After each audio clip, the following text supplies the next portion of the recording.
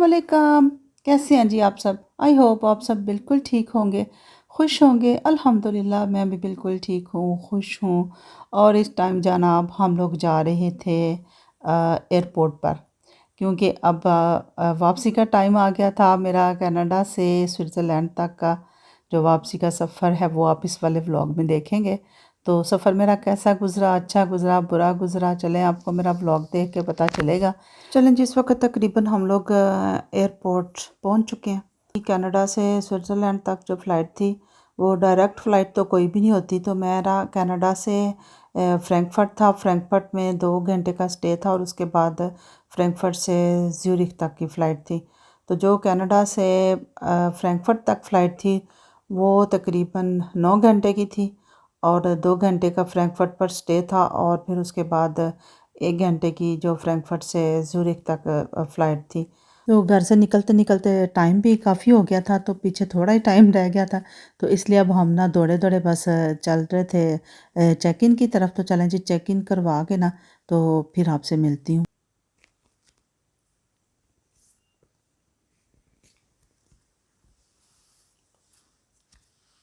तो मेरा ना जो वापसी का सफ़र था ना वो बिल्कुल भी अच्छा सफ़र नहीं गुज़रा था, क्योंकि मेरी तबीयत ख़राब हो गई थी। वो रात को प्लेन में जो उन्होंने खाना दिया तो वो खाना खाने के बाद बहुत ज़्यादा तबीयत ख़राब हुई। तो उस वजह से मैं सही तरह से व्लॉग भी सारा मतलब सारा नहीं बना सकी, यानी फ्रैंकफर्ट एयरपोर्ट का तो कुछ भी रिकॉर्ड नहीं कर सकी, क्योंकि तबीयत ही इतनी ख़राब थी।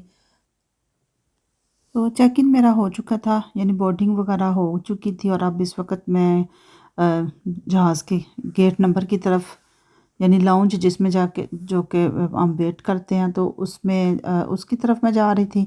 और कैलगरी का एयरपोर्ट मुझे वाहद ऐसा लगा कि जो कि बोर्डिंग से लेकर प्लेन में जाने तक ज़्यादा नहीं चलना पड़ता था, बहुत ही थोड़ा था।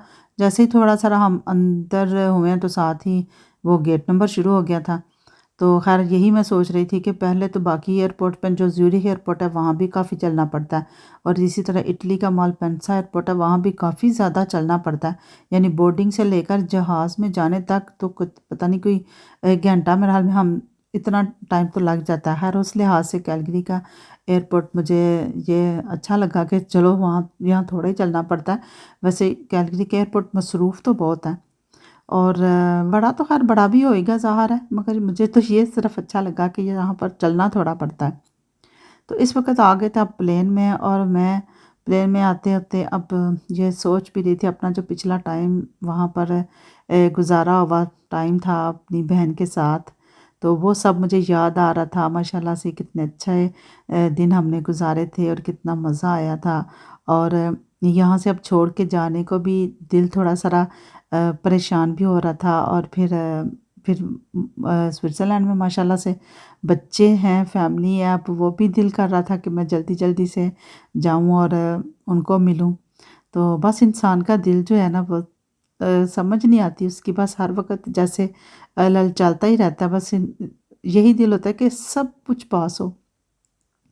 तो बस जी फिर इसी तरह ही है, कभी आना कभी जाना, ये बस ज़िंदगी का हिस्सा है, इसी तरह साथ-साथ लगा हुआ है।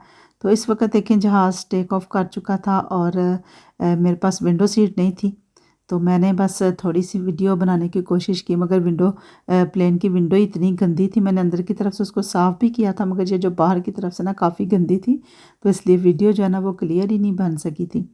तो ख़ैर इस वक़्त अब जहाज़ बिल्कुल ऊपर पहुँच चुका था। सब लोग आराम से अपने, मतलब ये है कि जब जहाज़ थोड़ा-सा ऊपर स्टेबल हो जाता है तो फिर ज़रा चहल-पहल शुरू हो जाती है।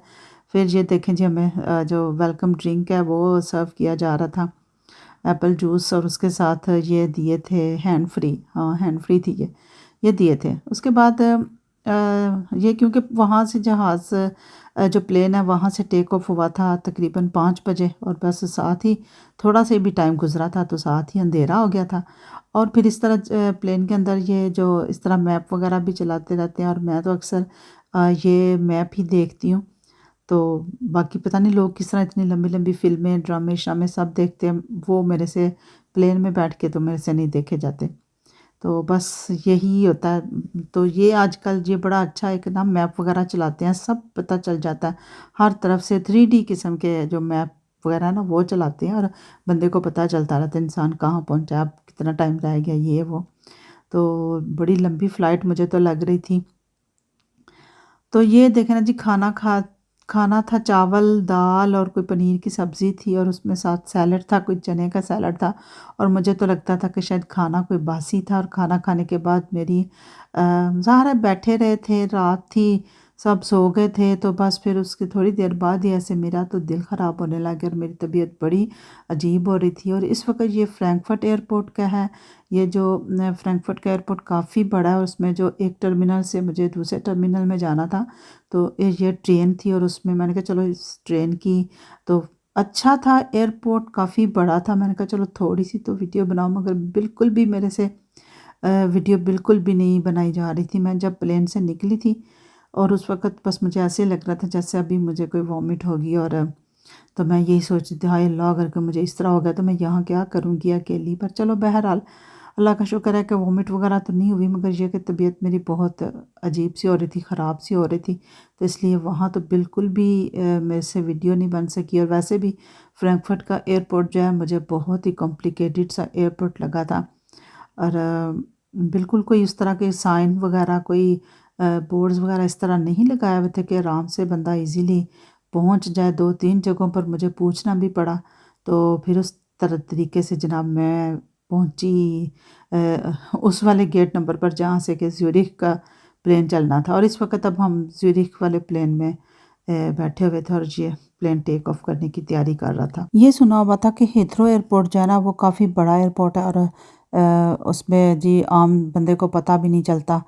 तो हर मेरे लिए हीथ्रो एयरपोर्ट जो था ना वो बिल्कुल भी कंफ्यूजिंग कोई नहीं था, क्योंकि वहाँ पर बड़े अच्छे तरीके से बोर्ड्स वगैरह लगे हुए थे, कनेक्टिंग फ़्लाइट्स वालों ने किस तरफ जाना है, और जिन्होंने अपना बैगेज क्लेम करना है उन्होंने किस तरफ जाना है। तो उसकी निस्बत जो है ना फ्रैंकफर्ट का एयरपोर्ट मुझे थोड़ा कंफ्यूजिंग लगा, क्योंकि वहाँ जहाज़ से निकलते थोड़ी सिर्फ एक या दो बोर्ड ही आपको मिलेंगे कि आपको कनेक्टिंग फ़्लाइट लेनी है तो इस तरफ जाना है, आपने अपना बैगेज क्लेम करना है तो आपने इस तरफ को जाना है। वहाँ आगे आके एक स्क्रीन सी लगी हुई थी, वहाँ बस बिल्कुल स्टॉप ही हो गया कि वहाँ आगे किधर जाना है।